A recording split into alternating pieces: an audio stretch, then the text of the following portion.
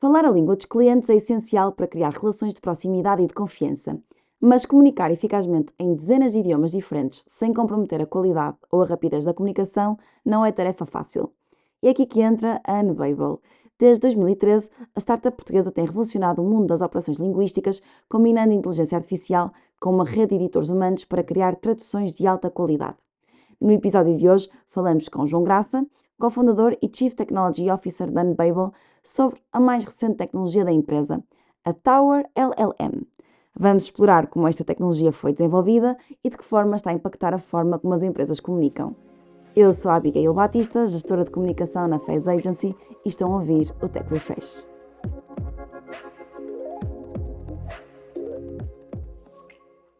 Olá João, bem-vindo. O que é a Tower LLM e o que a distingue de outras soluções no mercado?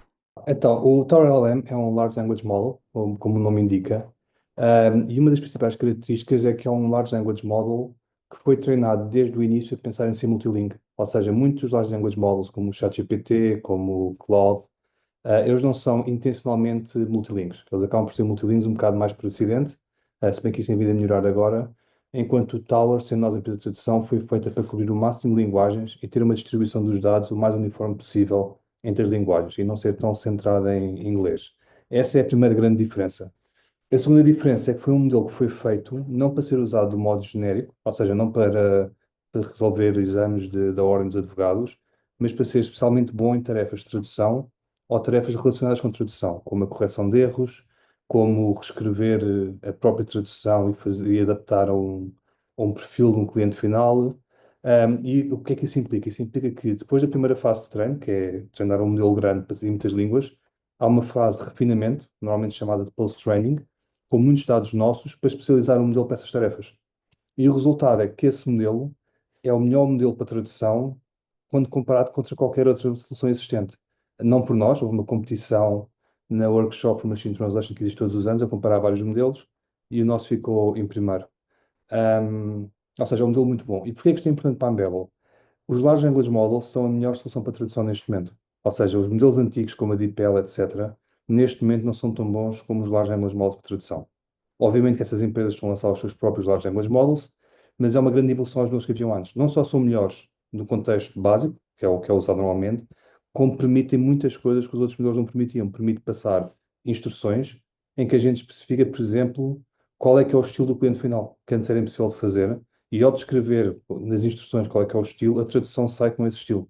Ou seja, a capacidade que ele tem é bastante melhor que os outros modelos. Logo, o que isso permitiu fazer foi que a Campbell oferecesse uma solução melhor de tradução automática aos clientes finais, ou que uma tradução humana, que ainda existe, os humanos tenham menos trabalho a corrigir os pormenores finais da tradução.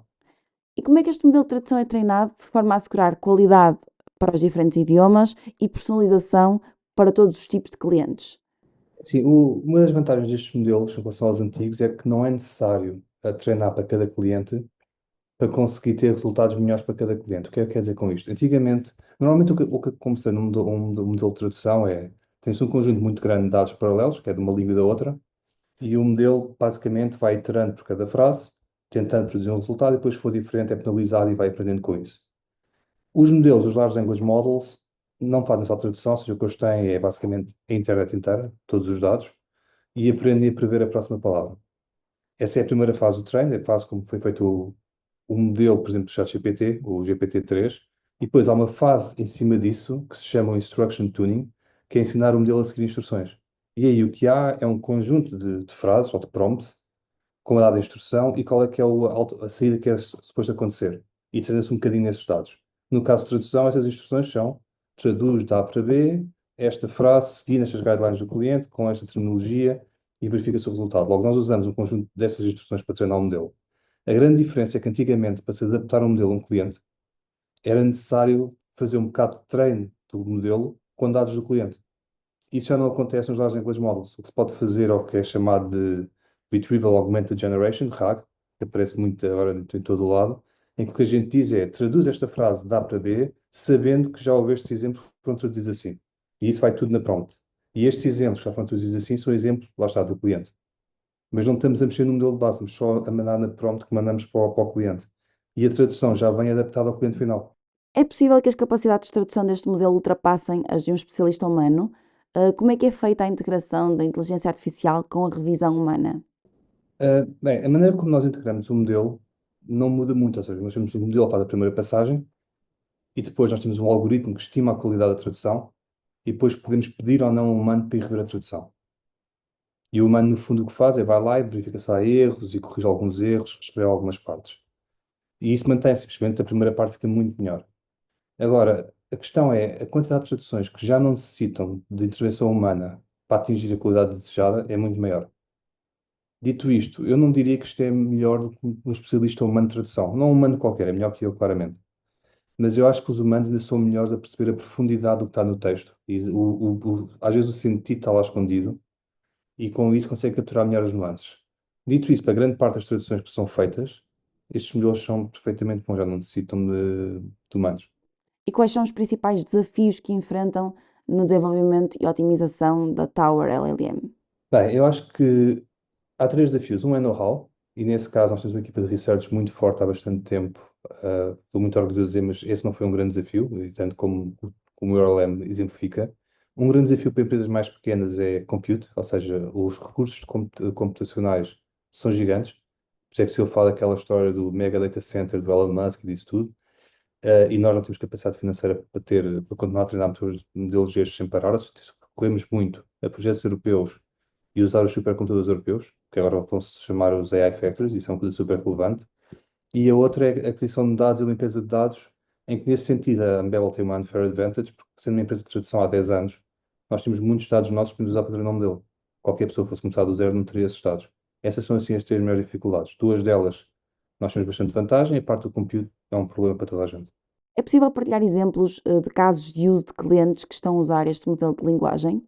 Um dos exemplos mais espetaculares que nós temos, que também é um dos mais antigos, é o caso de apoio ao cliente, onde empresas como a EasyJet, durante bastante tempo, se estivesse a falar em alemão com a EasyJet, o que estava a acontecer é que o e-mail estava a ir para as Filipinas, ser traduzido por uma pessoa das Filipinas em inglês, e voltar, e era a Anbebel que estava no meio.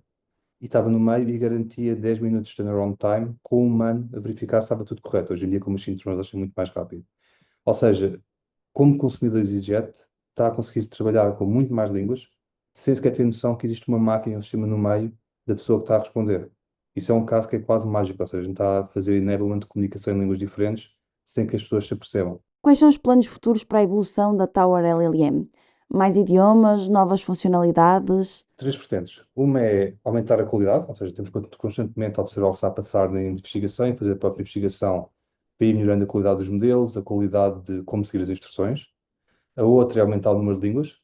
E a terceira, que eu estou bastante excitado e que vou lançar agora, é aumentar o número de modalidades. Vamos lançar agora o modelo para imagens também. Ou seja, podemos traduzir com acesso a imagens, que é bastante importante, por exemplo, se estiver a traduzir produtos do eBay em que a imagem é bastante descritiva, ou se estiver a traduzir websites em que quer saber onde é que tem que pôr qual é que para pôr a tradução. E futuramente vamos pôr voz e vídeo. E por fim, como vê o futuro da tradução? Quais são as próximas grandes inovações que podemos esperar no setor? Várias coisas. Primeiro, é um setor que está a ser altamente descompetido porque a qualidade da tradução automática está a ficar tão boa que a necessidade de humanos para a tradução online, ou seja, para estar no processo de tradução até a entrega do cliente final, vai diminuir. E, no fundo, o dinheiro vem quase todo desta componente humana. Esta componente humana é muito mais cara que a componente de máquina. Logo, vai haver muitas empresas que vão ver os seus revenues a caírem, não porque os clientes vão sair, mas porque os clientes vão passar a usar modos mais baratos de tradução. Por outro lado, há uma parte de localização, ou seja, que é mais que a tradução, é adaptar as coisas ao contexto. Por exemplo, vou dar um exemplo de apoio ao cliente que nós fazemos, que se estivermos a responder a um cliente em japonês, não basta eu escrever em inglês, porque eu vou estar culturalmente errado para a pessoa japonesa. Ou seja, a maneira como faço a introdução é diferente, a maneira como eu descrevo a prima é diferente. Há coisas que vão ofender a pessoa. Então há um reescrever do texto na mesma língua, só para estar de acordo com a cultura japonesa e depois é que é traduzido. E isso é uma coisa que a indústria não conseguia fazer antes, ou conseguia, mas era muito lento e muito manual e muito caro, que agora esses modelos vão começar a fazer. Esses modelos ou modelos ligeiramente diferentes, mas usados em consonância uns com os outros. De outra parte está-se a começar a ver a adoção de agentes, ou seja, em vez de ter um modelo que traduz, pensar que há vários agentes em que um é o que traduz, outro é o que faz a revisão, outro é o que faz a adaptação cultural, outro é o que antes de tudo vai fazer uma investigação à internet, qual é que é a terminologia do cliente, e interagem uns com os outros, que eu acho que ainda vai fazer um boost maior à tradução como um processo total, não só à tradução automática, mas à localização. E finalmente, também existe uma grande parte de trabalho na indústria que são os Project Managers, que é quem basicamente recebe um projeto do cliente, depois vai fazer a assign dos tradutores, vai fazer não sei quantas tarefas, e isso está tudo a ser automatizado. Ou vai melhor, vai começar tudo a ser automatizado com agentes também. Por isso, é uma indústria que está em constante transformação, ou seja, as ferramentas base vão mudar e o tipo de preço por palavra vai mudar radicalmente. Por outro lado, vai haver muito mais palavras para traduzir. Mas é claramente uma indústria que eu penso nos próximos 4 anos vai ser completamente diferente e os players vão ser completamente diferentes. Uma indústria em transformação repleta de desafios e oportunidades de crescimento. Obrigada, João, por partilhar connosco a visão inovadora da Unbabel e o impacto da Tower LLM no mundo da tradução. Se gostaram deste episódio, sigam a Phase Agency nas redes sociais e subscrevam o Tech Refresh para não perderem as próximas conversas. Até breve!